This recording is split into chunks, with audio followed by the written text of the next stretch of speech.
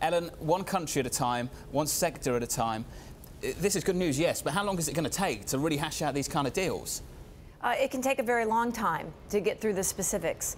And that's good because these deals can be complicated, and it gives industries enough time to really dig deep into what it might mean for trade flows for their sectors, and then the lobbying begins. And so that's why some of these can take a long time to actually be put into place, but I think this is good news. Nandini, what's important in the last 24 hours from this agreement? The content of the agreement or the direction of travel? Direction of travel, certainly. I think the biggest challenge for emerging markets and sort of the global growth picture in the past few years has been the stagnation of global trade, and the fact that from a country that was previously labeled in the campaign to potentially be a currency manipulator, and now you have this pretty symbolic trade deal spanning not just into natural gas, but into all sorts of these subsectors and sub-industries, is a quite a strong point that actually trade in the world might be now stepping in that direction, increasing going forward, especially with the largest one of the largest partners such as China. Well, Ellen, the issue is, I'm going to hone in on LNG because I'm the commodities person, right? But we're oversupplied in the market anyway. You got Russia building a cheaper pipeline out to Asia. You have a huge amount of natural gas coming from Australia. So the probability that now we just say that we can export more to China doesn't mean we actually do. So this doesn't necessarily mean anything for the trade deficit, for GDP, does it? Or will it? Well, it can, but again, beyond any reasonable time frame for what economists, for what market participants forecast out.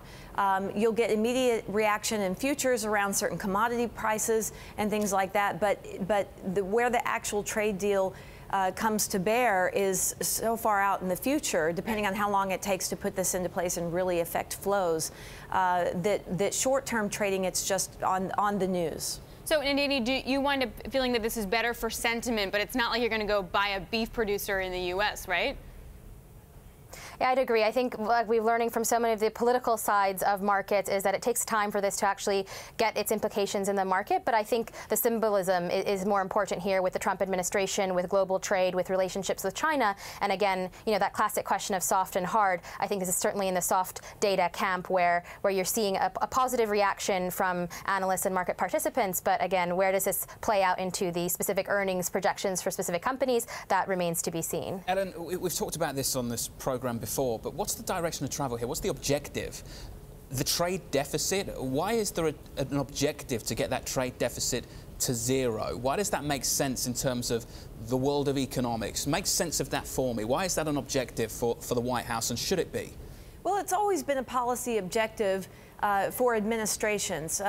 Getting the trade deficit down means that you're having to, you have more savings in the economy that's not flowing out of the U.S. You've got a smaller current account deficit that puts less pressure on your currency. And it's just generally the economic thought is that you shouldn't run large trade deficits or large current account deficits. So it's always been a goal.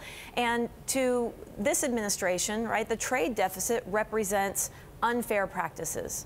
Right, so ideally, you wouldn't want a trade deficit because surely it means that somewhere in some sector or with some trading partner, there are unfair trade practices going on.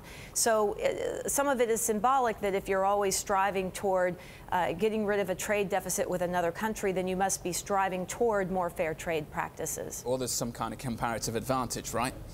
Well, exactly. That's the story. Yeah. But they don't seem to believe in that at all. It's not a good sensational story, no. Right? As it's a trade deficit. I mean, this is, David, you mentioned we thought we were going to be in a trade war with China not long ago. And so one of the symbolic data points that the administration was able to point to was our trade deficit with China. But OK, I just wonder what the takeaway is this morning. We've got this deal between China and the United States, yet the G7 are meeting over in Bari, Italy, and they can't even agree to talk about trade anymore. So what does that mean for the future of global trade if that is the new way of doing these kind of deals?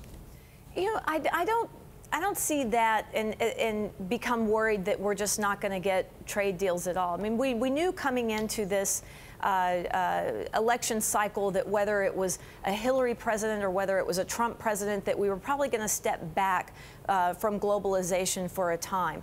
So to me, I think overall this is good because it shows that we're not necessarily stepping back from globalization. We may be stepping back from bilateral trade deals to instead unilateral trade deals, but it's still trade. It's still keeping trade open.